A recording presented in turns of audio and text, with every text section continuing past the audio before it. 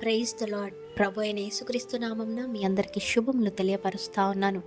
ఈ యొక్క వాగ్దానాలచే మీరు ఆదరింపబడినట్లయితే తప్పకుండా ఇతరులకు షేర్ చేయడానికి ప్రయత్నించండి. మీ స్థితిగతులను బట్టి మనుష్యులు మిమ్మలను త్రోసిపుచ్చవచ్చు, కానీ దేవుడు అంటూ ఉన్నాడు, నా యొద్దకు వచ్చు వారిని నేను బయటికి త్రోసివేయను అనేసి వాగ్దానం ద్వారా దేవుడు మీతో మాట్లాడుతూ ఉన్నారు.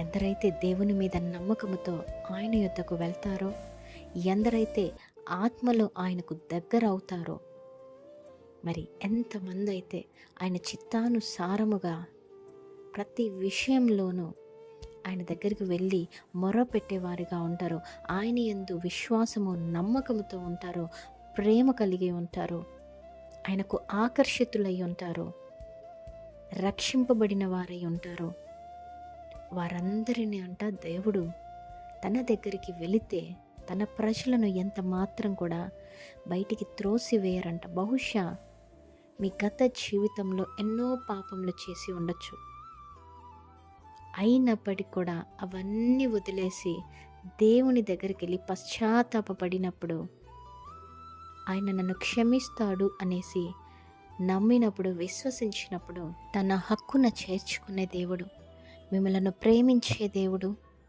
ఎల్లప్పుడూ తన కృపను చూపించే దేవుడు.